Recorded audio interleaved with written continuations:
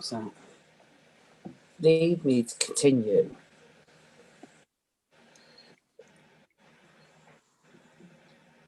Okay, are we live, Joe?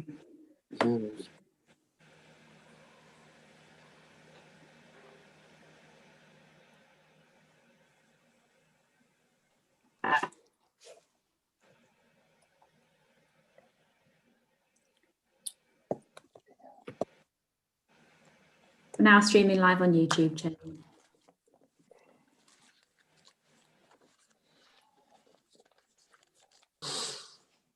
We're live on YouTube, Joe, yes? Okay.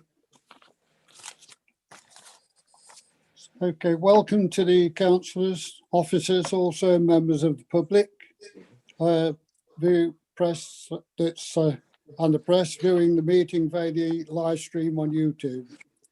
This being a remote meeting under the new government legislation. I am Councillor Stan Avison, Chairman of the Licensing Committee, and it is my role to control the meeting. The role of the Licensing Committee is to review any licence of the leisure industry where appropriate, also taxi and hackney carriage licences and driver's licences. There are 11 councillors on the committee who make the decisions. There is also a number of officers present, reporting and administrating the video conference. We also have our legal advisor with us. Please make sure that your mobile phones are off or on silent, please. Please be on mute unless speaking. This is really important, otherwise the audio becomes less clear. Have your video turned on. When you want to speak, press the blue hand button on the participants list, and I will call you in turn. If you need to leave the meeting, please let me know before you leave. Otherwise, we won't know if you meant to leave the meeting or if you have left due to a connectivity issue. So could you go through the register of attendance, please, Catherine? Certainly, Chairman. Councillor Stan Avison. Present. Councillor Sandra Campbell-Wardman. Present. Councillor David Andrews. Present. Councillor Sarah Devereux. Present. Councillor Neil Jones is apologies. Councillor David Mannion. I don't believe he's joined us. Councillor Mel Turton-Levers is an apology. Councillor Graham Cullen. Present, but having trouble with the internet, so... We make a note, Councillor Cullen. Yeah, thank you. Councillor Newman is being substituted today by Councillor Hall. Councillor Hall. Present. Councillor Billy Brooks. Present. Councillor Andrew Leonard is being substituted today by Councillor Horton. Councillor Horton. Oh. Yes, present, sorry. Thank you. And I believe Councillor Mangian has joined us. Yes. Thank you. The roll call is completed, Chairman. Thank you, Catherine. We've got everybody, have you? Yes, Chairman. Thank you. Also with us is on the screens, you will see our officer today for us is the Principal Licensed Officer, Mr. Twiddy, and also we've got our legal advisor, Kim Robertson, with us today. So thank you very much indeed. Are there any, we've got apologies for Councillor Jones as well, have we? Today, Catherine? Sorry, Chairman. Yes, we have. Thank you. Are there any disclosures of interest, please?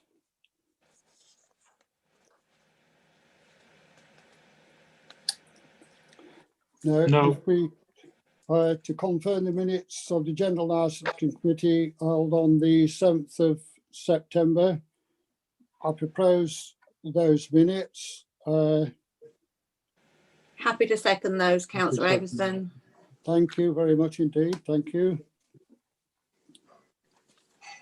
Could you just pop your hands up if you agree with those minutes? I think it's fine. Thank you. Item 4 is the statutory taxi and private hire vehicle standards.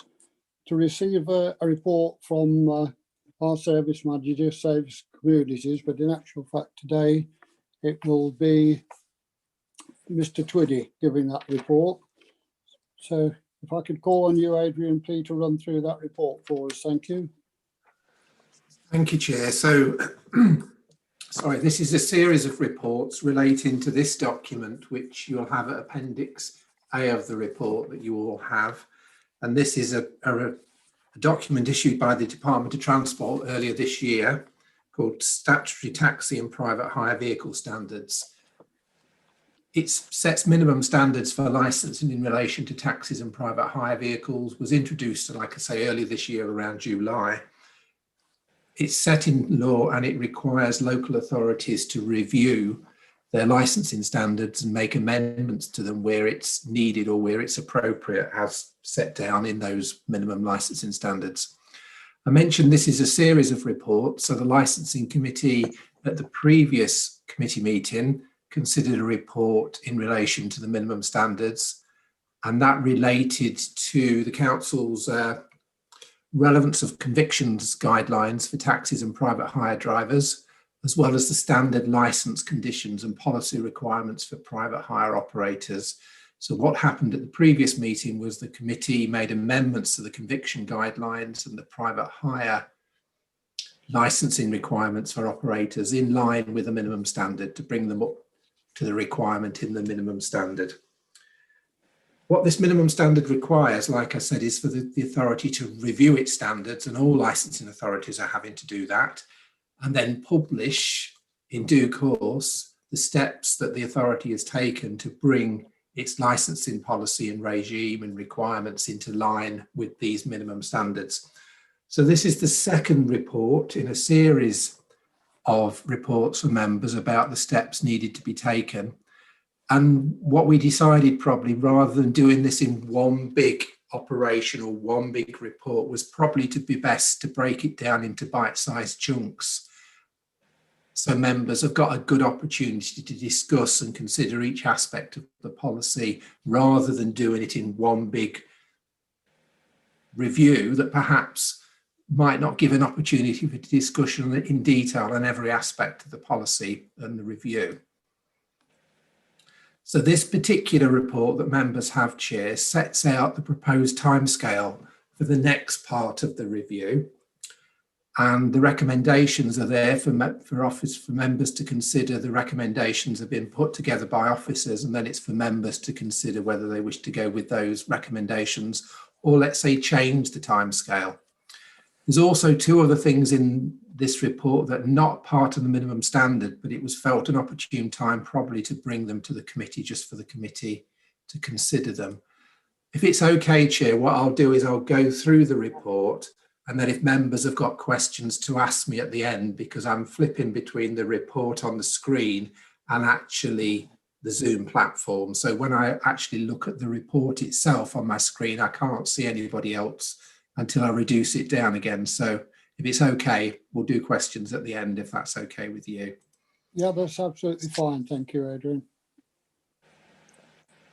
So first thing to think about in relation to the new minimum standards, or the next thing, let's say, on the programme, is CCTV in licensed vehicles. Now, in East Lindsey, there are a number of Hackney carriage taxis and private hire vehicles that already have CCTV installed.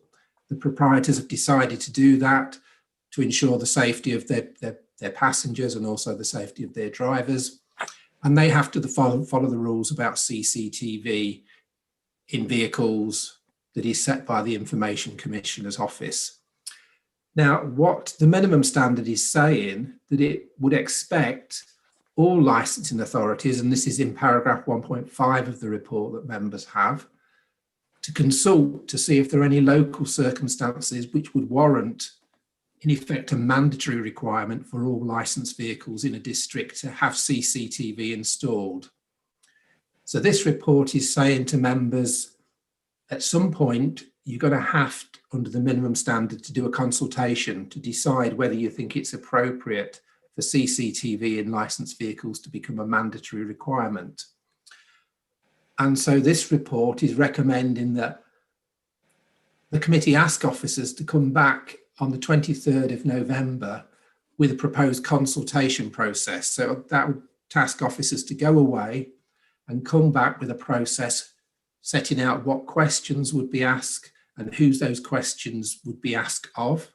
So it would be Lincolnshire Police and such like safeguarding bodies, the licensed trade, anybody that has an interest, set out who those people would be, the type of questions they would be asked, and the type of evidence perhaps that people who wanted to see CCTV in licensed vehicles, the type of evidence that they would be asked to produce to back up that request. The next part of the report, Chair, refers to complaints in relation to licensed vehicles. The minimum standard says the local authority shall have a robust way of the public making complaints in relation to licensed vehicles and licensed drivers.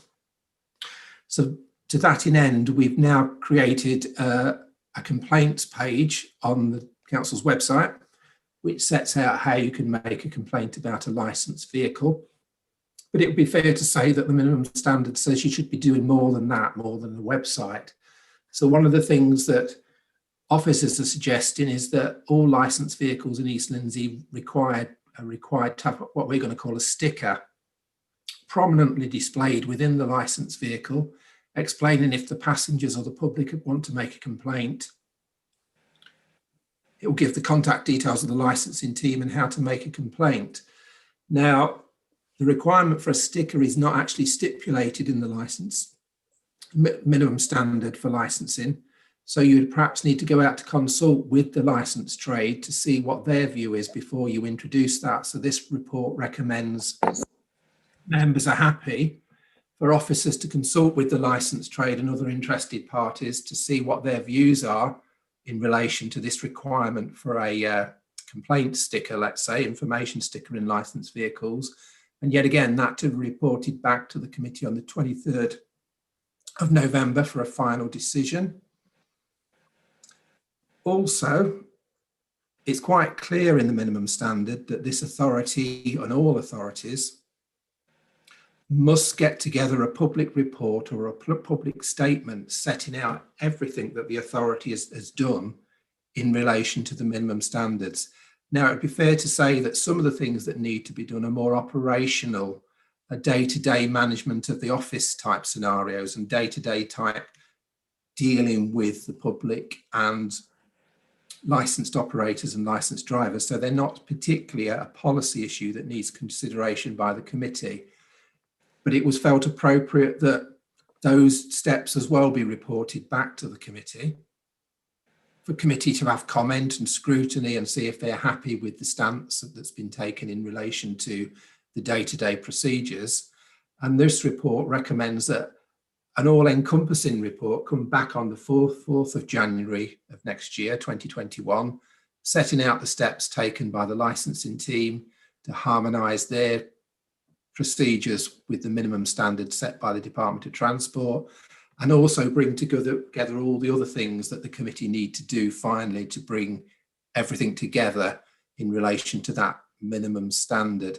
So one of the things that's not mentioned in the report, but I will mention now, is that there is the possibility of a Hackney Carriage proprietor applying for a vehicle licence, but actually not applying for a driver licence if they don't intend to drive the vehicle, but instead would rent that vehicle out to drivers. The minimum standard suggests or recommends, let's say, that those proprietors who are not drivers should be subject to some form of criminal record check. So yet again, that's something that we would bring back to the members on the 24th of November for a final, let's say, consideration and determination. So that's that, Chair. It's more setting out the timeline and the consultation process. We then go to some other aspects of taxi and private hire licensing, which are not part of the minimum standard, but I think possibly members do need to comment on and decide if they want, which way they want to go forward with them. So the first is the maximum Hackney carriage fare structure. So the taxis, this authority sets the maximum fare structure that's set into those taxi meters. And this authority has the policy of undertaking an annual review of that fare structure. And normally that annual review is programmed for about February or March of each year. This year's review of the maximum fare structure that taxis can charge actually hasn't taken place due to the COVID-19 lockdown. Everything, I'm afraid, got pushed to one side with all the other priorities that the authority had. And so the 2020 review never actually took place. There's been no request from the taxi trade for that delayed 2020 review to be implemented. And also the 2021 review is now programmed for the 8th of February, well, originally was, so it's not that far away now when you think about it. Given there's been no push from the taxi trade for the delayed 2020 review to be implemented, and in paragraph 1.4 of the report, you've got details of current petrol prices and in the current level of inflation. The question to members is, do you still want to go ahead with the 2020 review, or do you just want to adjourn it till early next year? It was originally programmed, the 2021 review, for 8th of February, but it would be possible to bring that forward to the 4th of January if members are happy to do that. And everything then be delayed. There'd be no 2020 review. It'd just be taken in January 2021. So that's the thing for members to discuss in relation to that, Chair. Sorry. Also, very close to the COVID-19 lockdown, about a month before it, or a couple of weeks before it, members approved a consultation exercise about licensed vehicle emissions. That was a consultation where there was a proposed policy agreed by the committee that it would look to improve and maintain air quality standards in relation to licensed vehicles. And in effect, that would mean, as time went by, if the policy was adopted, older vehicles needed to be replaced by licensed operators and proprietors. Yet again, due to the COVID-19 lockdown, that consultation document was never issued, Chair, because of all the other challenges that were going on at that time. So this report asks members, when do they want officers now to issue that consultation? Do you want us to issue it now? Bearing in mind the trade is still suffering to a degree from the lockdown and the period of time when it was very difficult for some of them to work. Or do you want to delay the consultation about proposed emission levels to the beginning of 2021? Or do you want to delay it till later? So there's those things for members to discuss as well, Chair. I think probably I'll finish my presentation at the moment. And then if members have got any questions for me, or if you've got any questions for me, Chair, I'm more than happy to answer them. And the recommendations are there for consideration on the first page of the report. In fact, no, it's the second page. Thank you. Thank you for that, Adrian. I think the easiest thing to do would be to take those recommendations down one at a time, so that, you know, if you want to discuss we can do that and it'll not get confused jumping from one to the other. So Okay. if we go on the first one, on the CCTV one, has anyone got any comments on those?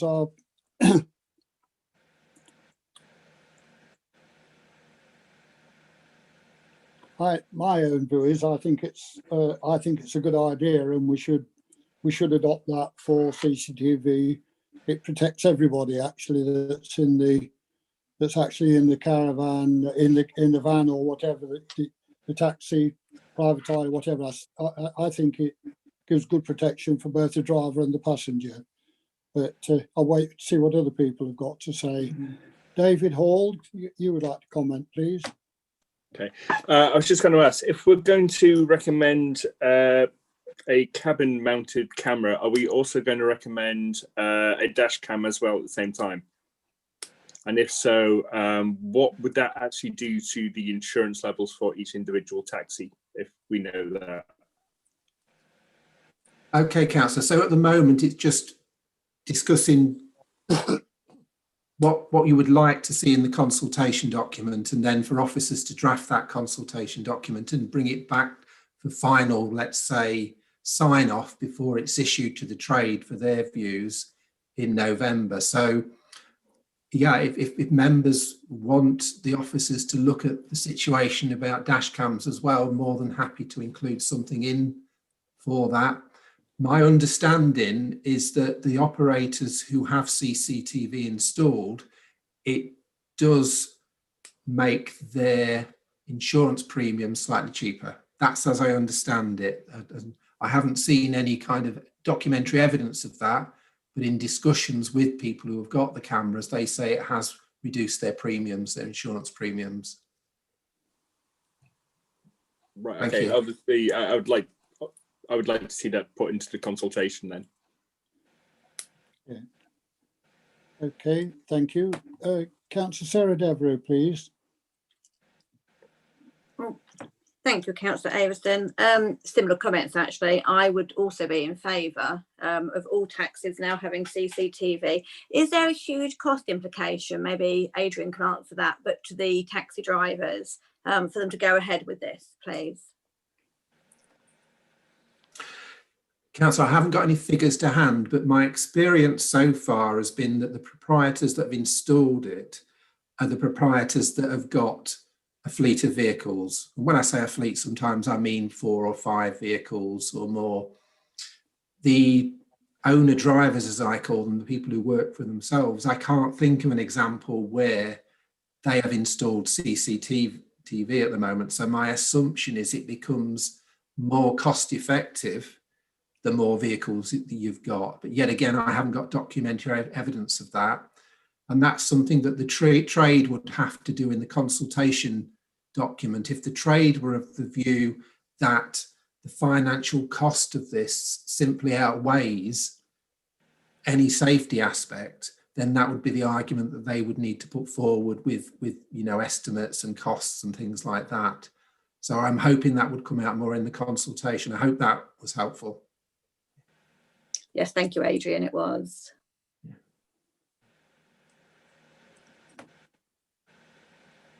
I've got Councillor David Mannion next, please.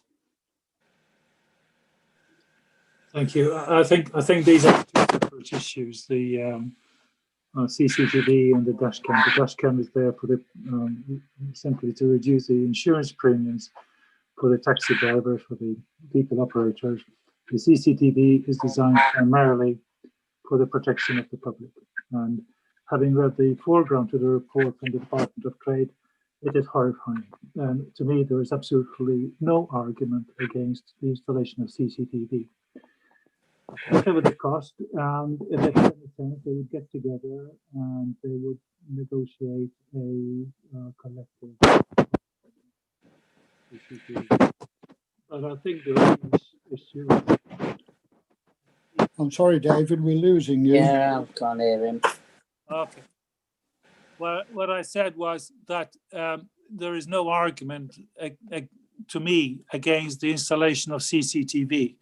Thank you. Yeah. Is there for the protection of the public. It's also there for the protection of the drivers. We've heard this morning about how people run away without paying fares, but it is there primarily for the protection of the public. What would worry me would be the manipulation of CCTV. Just because the CCTV is there doesn't mean that the recording is going to remain there. And that is something that I think needs to be thought through. But otherwise, I would see absolutely no argument, a reasonable argument against the installation, the mandating of CCTV. Some councils have done it, and I strongly suggest that East Lindsey mandates the installation of CCTV irrespective of any consultation process. Thank you. Okay, Dave, thank you. Councillor Sandra Campbell-Warburton, please. Thank you, Chairman. I'm sure many of us can remember in the past when accusations were made against a taxi driver from a passenger and they had to be brought before us. And I think that the installation of CCTV would have helped a lot on this occasion because you've got one person's word against another. So I am all in favour of CCTV in the taxis. Thank you. Thank you for that, Sandra. Thank you. Councillor George Orton. Yeah, thank you, Stan. Obviously, going on with similar lines to our colleagues here, and certainly with you, Chair, it is there for the benefit of both passenger and driver. And as Councillor Campbell Warden has stated, we have had instances where accusations have been made against drivers. So I think from that point of view, however, one thing which springs to mind is when you're talking of dash cams, there are so many different qualities, so many different types. I think as well, if it's at all possible, and we go along the CCTV route, we do look at a minimum standard, a minimum quality, because you get some that record for 20 minutes, some that record for 3 hours. I think we have to standardise it all so that they're all of a similar quality, and therefore, you know, we can have a decent playback. Because as I say, some would go for a cheap one, where others would go for an expensive one. So I think if this is adopted, we must have a look at the quality of the camera that's being installed. Thank you for that, George. Councillor Billy Brooks. Yeah, thank you, Mr. Chairman. Yeah, I quite agree that CCTV, you know, it would be very useful to have in the taxis. But I think what we've got to be very, very clever about how we do it is how we make sure that we can always get hold of, because at the end of the day, it's the taxi driver's CCTV, and it's all well and good every taxi having to have it. But if we try and call it in, try and get the actual footage off them, we can't. So I think we will have to, you know, find a way in which that we can make sure we can always get hold of the raw CCTV without it being chopped and changed to suit whatever it might be. So I think, yeah, but up for that. Lovely, thank you. I got no more questions on that one. I've got no more questions on that, Adrian. So unless anyone's got any objections to that going out for consultation, I propose that we ask Adrian to get that done and report back to us for the 23rd of November. Do I have a second of that? Would you second that, Sandra, please? I'll second that, Stan. Thank you. Thank you. So, Can I just come in a second, if that's okay? Come in, Adrian. Yeah. What we were hoping with the recommendation is that we would get the draft a consultation document, taking on board everything that the members have said today, and then bring that final version to the members to sign off, let's say, before we send it out. Because what we were concerned about is that we would send it out and then members would say, but I thought it would have been a good idea to know the answer to that question, or why didn't you send it to, I don't know, A, B, C or D people? So it was more about getting the go-ahead and ideas about what wanted to be in the consultation document, and then bringing it back on the 21st for members to give the final okay to send it out, if that's okay. Yeah, that's fine. Yes, that's what we're looking for. Are you happy with the results, recommendations that the committee they're saying? Are you quite comfortable with those? Yeah, I mean, what members have said, I think we'll be quite happy and well, not happy being the wrong word. We're quite comfortable that we can get those views in the consultation document quite easy. Yeah, so that's given us a lot to go on. Thank you, Chair. Lovely, thank you for that. Thank you. So that will come back to us in the 23rd of November. So I'll move on now to the where we need to display the information on how to complain to the council about the driver, a notice being put in the cabs. Have we any comments on those, please? Requiring a sticker. personally think I think once again, I think that's a good idea, because half the time a lot of people don't know where to complain or how. So any information that could be given to help the public, I just think should be there. And I can't see any driver really objecting to it. It also gives them a bit of protection as well, because they know where it's coming from.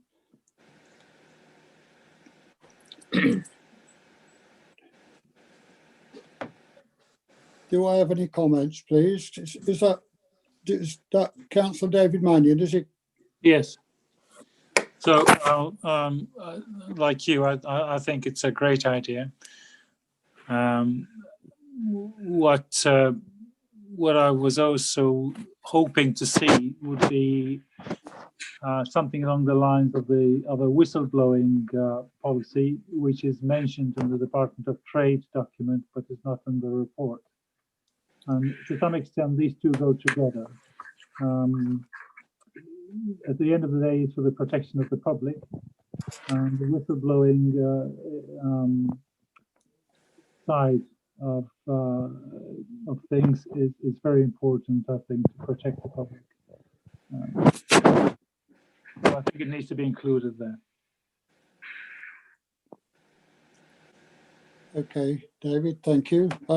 Councillor Billy Brooks. Yeah, thank you, Mr. Chairman.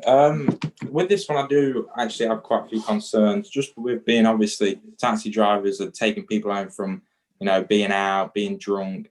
Is this a phone line, or is this going to be a website? Because is someone going to be sat in the back, or, just a bit of clarification would be good, please. Thank you, Chair. I can comment on that if that's okay. Yes, I'm going to show the proposal at the moment. Yeah, sorry, Chair. The proposal at the moment was that it would be an email address and a phone number. Would be clear that the phone number would only be manned during normal office hours. So, yeah, there was no intention to kind of have a hotline where it'd be you would ring and you'd be able to get somebody 24 hours a day. For as a size of the authority, I'm not really sure whether that's viable, but I can have a look into that if needs be, if members want me to look at that.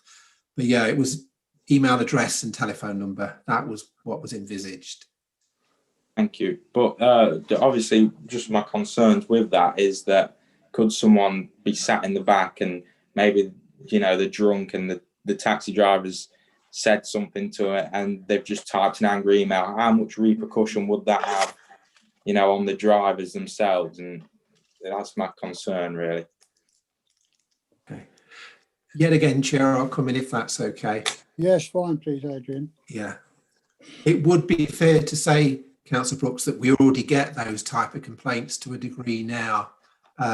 We sometimes do get emailed complaints at 2 or 3 in the morning, and it's quite clear that somebody's got home and just decided to fire something off. All the complaints we receive are investigated, some more than others, because there's not a great deal of evidence that we can use, and there's not a great deal to back up what's being said. I think perhaps the authority's got no real choice in relation to this. The Department of Transport document is making it clear there's got to be a robust way of people knowing how to make complaints, not just, it's more or less saying you've got to promote the awareness of how to make a complaint, and the stickers seem to be to us to be the simplest way of doing that, to get the sticker in the vehicle, because that's when people are using the service. But I freely accept it could be a charter for people to make one-off, almost unsubstantiated complaints, I'm going to say. But I feel sure we're quite good at weeding those out already.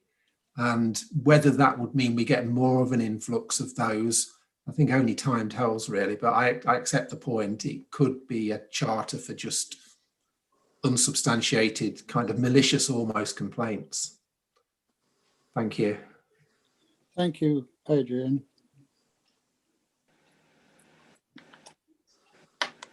Could you take your blue hand down, please, Councillor Mannion, unless you've got another comment you would like to make? Thank you.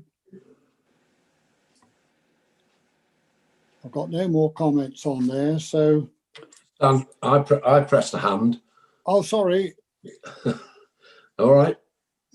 I'm just looking for you, George. It's not up there anyway. Okay, that's fine. All right. Okay, George, thank you. Okay. No, I think this could be a twofold thing. It's nice as well to get compliments, because I think some taxi drivers, one in particular I can think of, does go beyond the call of duty, helping the passenger out, taking them to their shopping to the door, and this kind of thing. So I think it could be a twofold thing that, yes, it's important that if a taxi driver isn't complying or has got something that needs complaining about, but I think also as well, it's nice to hear when taxi drivers go beyond the call of duty.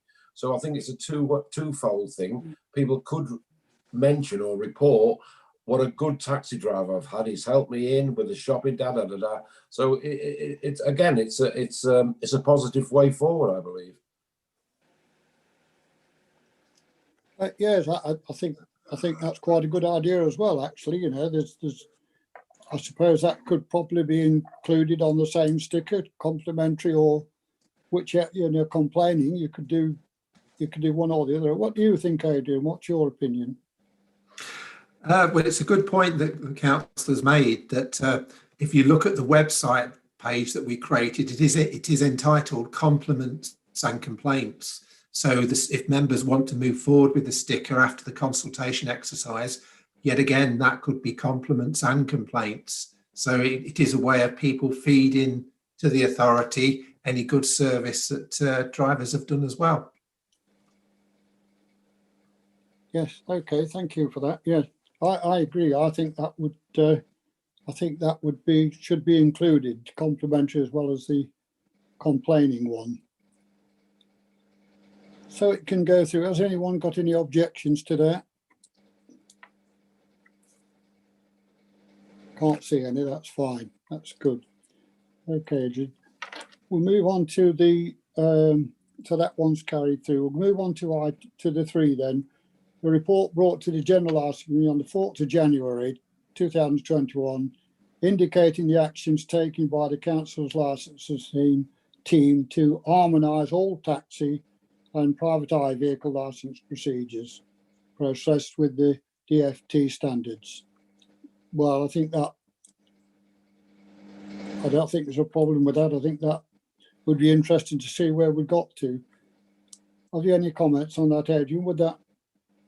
Are you happy with that? I mean, the reason for wanting to bring that report to the committee was we felt there should be an opportunity for the members to scrutinise it, and also there needs to be a way of publicising the steps that the authority have taken. So the whole reason for it is for scrutiny and publication. So yeah, if members are happy to go with that date, then we can work towards that as from now. Yeah. Have we any objections to that coming on to us on the 4th of January?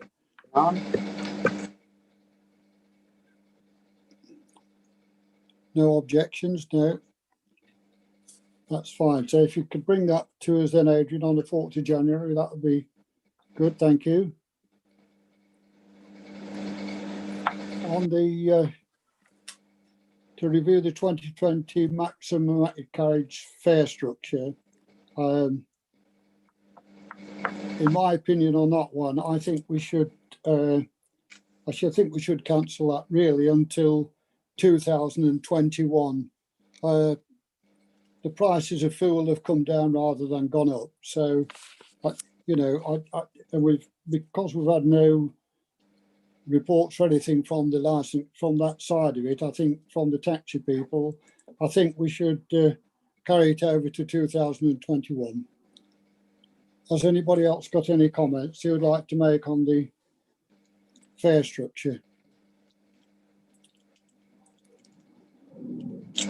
Only to support what you're saying, Stan. Councillor Mannion, yes. I agree with that. There seems to be no indication for an increase in price at the moment. No. Okay, thank you. Councillor David Hall. Just yeah, I agree with you, but I do think we should make it public of why we're doing it. I know it's okay in here, but if we have it up on the website as well, I think that would be appropriate. Okay, thank you. I've no other questions, so unless I get anyone got any objections to us moving that to the 2021? No. Okay. That's carried then.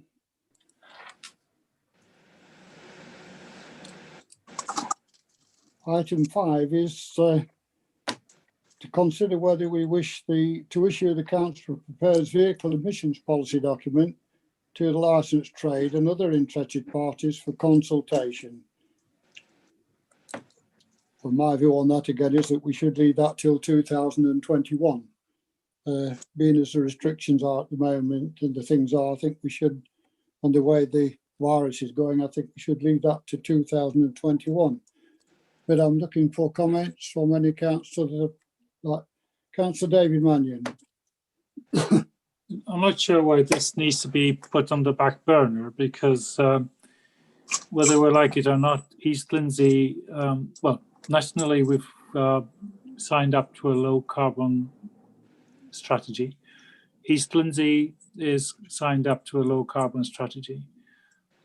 The electric vehicles are on their way in slowly but surely. And we need a strategy not only to encourage people to use electric, but also to provide the infrastructure to allow electric to be viable.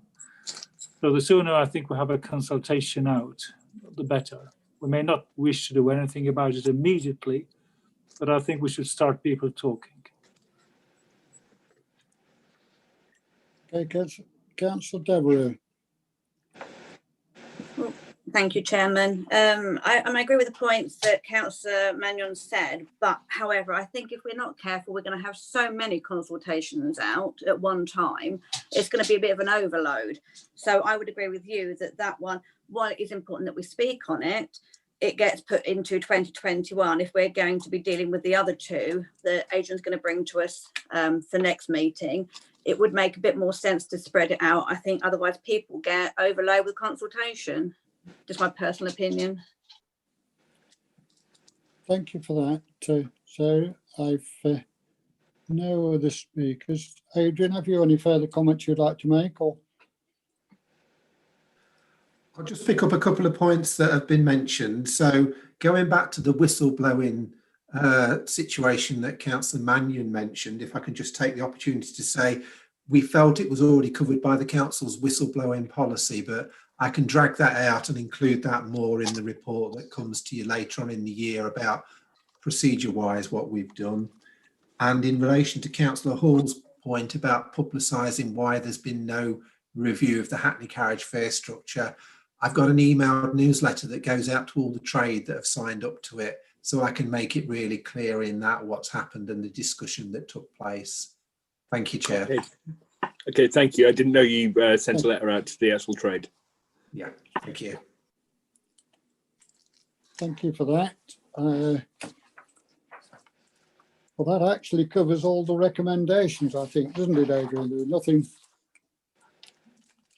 Have you anything further to add, Adrian, on that? Or I think possibly, Chair, it just needs to be clear for me and the officers what members do want to do with the emissions policy. Has a decision been made to send it out now or adjourn it to 2021? Thank you. Right.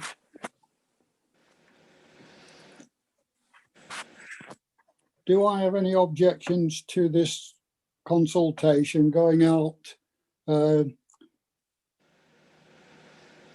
2021, deferring it to 2021? Could you please show if you've got any objections to it going out in 2021? I think so long as it's early 2021, I have no objections. I would object if it was this time next year. Yeah, we're talking about it early January to early 2021.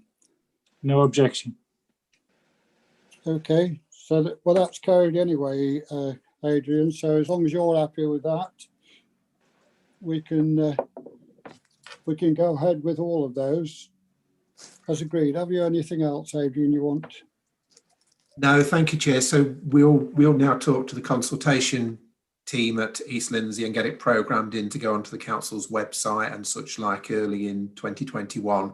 I think we'll try and do it end of January, beginning of February. We'll see if we can program it for that date. Thank you.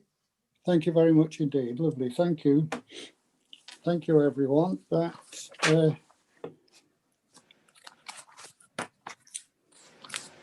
concludes item 4.